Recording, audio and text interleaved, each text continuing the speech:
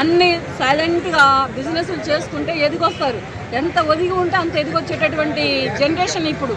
కొంచెం ఎక్కడైనా పేలారంటే మొత్తానికి తొక్కేస్తారు, ప్రజలు రానివ్వరు. ఒక అమ్మాయిని కూడా అలాగే మాట్లాడిందంట. అంటే ఆడవాళ్ళని మాట్లాడతావు, మగవాళ్ళని మాట్లాడతావు, ఒక తారతమ్యం ఉండదు, ఒక చిన్న పెద్ద ఉండదు. ఒక స్త్రీని కించపరిచి, ఒక మగవాడిని కించపరిచి, ఇంకా నువ్వు ఏం పాంగు తిందామని, ఏం బిజినెస్ చేద్దామని చెప్పేసి అలా మాట్లాడారు. కూడా పొట్టి పొట్టి బట్టలు వేసుకుని ఎక్స్పోజ్ చేసి దాన్ని ప్రమోషన్స్ చేసుకుంటున్న పచ్చళ్ళకి అనే ఒక టాపిక్ కూడా నడుస్తుంది. అవన్నీ నీ ఇష్టం. అట్లా పొట్టి పొట్టి బట్టలు వేసుకో, లేదా నలుగురు వచ్చి నీ డోర్ కొట్టి నేను స్మాష్ చేస్తారు, అయిపోయింది పని. అట్లాంటి వాళ్ళనే చెయ్యాలి. అట్లా పొట్టి పొట్టి బట్టలు వేసుకొని చెప్పుల దాకా బ్రాలు వేసుకొని ఇక్కడ వరకు కట్రాయర్లు వేసుకున్న వాళ్ళనే చేయాలి. వాళ్ళు అలా చేయట్లేదు. అమాయకులైన చిన్నపిల్లలని, అమాయకులైన ముసలి వాళ్ళని, పిల్లలు చదువుకునేటటువంటి 10th ఇంటర్ చేసే ఆడపిల్లల్ని చేస్తున్నారు. దయచేసి అలా చేయొద్దయ్యా. మీకు ఎవరి మీద ఉండే వాళ్ళని వెళ్ళి చేయండి, కాదని మేము చెప్పట్లేదు. కానీ అది చేసిన రాజుని కాళ్ళు చెయ్యి విరిచి బయటపడేస్తుంది గవర్నమెంట్. ఇది కూడా గుర్తుపెట్టుకోండి. ఇప్పుడు వాట్సాప్ వైరల్ కావడము అలా జరిగినప్పటి నుంచి 3 days తర్వాత సారీ చెప్పడం జరిగింది. ముందర నోరు జారడం ఎందుకు, తర్వాత సారీ చెప్పడం ఎందుకు? ఈ సారీలు గిరులు చల్లవు. ఫస్ట్ నోరు అదుపులో పెట్టుకుంటే బాగుంటుంది. ఈ సారీ ఇంకెవరు క్షమించరు. నువ్వు సారీలు చెప్పు, కోటి సారీలు చెప్పు, 1,00,000 సారీలు చెప్పు, ఎవరు క్షమించరు. ఫస్ట్ నువ్వు నోరు జారావు. ఎప్పటికైనా సరే ఎవరైనా సరే బిజినెస్ ఉమెన్సే కానీ, బిజినెస్ మ్యాన్సే కానీ, ఎవరైనా ఒక బిజినెస్లో పైకి రావాలి అంటే నోరు అదుపులో పెట్టుకొని ఒదిగి ఉంటే ఎంత ఎదిగి రమ్మంటే అంత ఎదిగి వస్తారు. అంతేగాని నువ్వు అవి కొనలేవా ఇవి కొనలేవా అని అడిగే రైట్స్ ఆ అమ్మాయికి లేవు. అంటే వాళ్ళ నాన్నగారు చనిపోయినప్పటి నుంచి ఆమె హెల్త్ కండిషన్ బాగాలేదు, మెంటల్ కండిషన్ బాగాలేదు, అందుకే అలా పిచ్చిగా మాట్లాడుతుంది. పికిల్స్ అంటే పెట్టిందంట.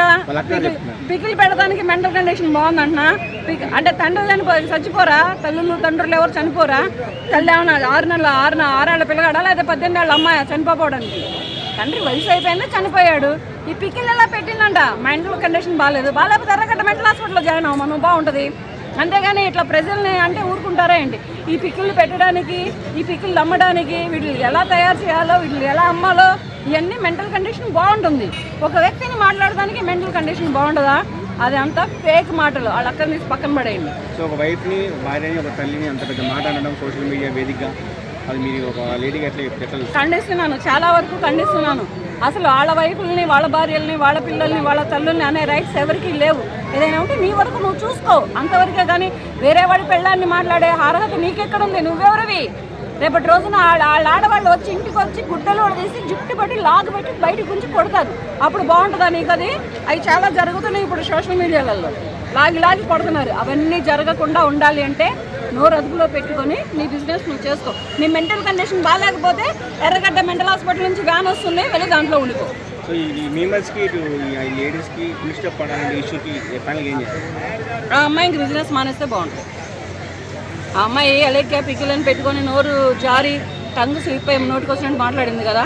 కొన్నాళ్ళ పాటు అమ్మాయి సైలెంట్గా ఉండి నోరుతోటి ఎట్లా మాట్లాడాలో నేర్చుకొని, కస్టమర్లతో ఎలా ప్రవర్తించాలో నేర్చుకొని తర్వాత ఇంకేదైనా బిజినెస్ పెట్టుకుంటే బాగుంటుంది. అంటే వాళ్ళ అక్కగారు ఏం చెప్తున్నారంటే అది వేరే వాళ్ళకి పంపించాల్సిన ఆడియో పొరపాటున మీకు వచ్చిందని చెప్పేసి కూడా వీడియో చేసి పెట్టింది. అట్లా వేరే వాళ్ళనే అట్టట్టు మాట్లాడతావా?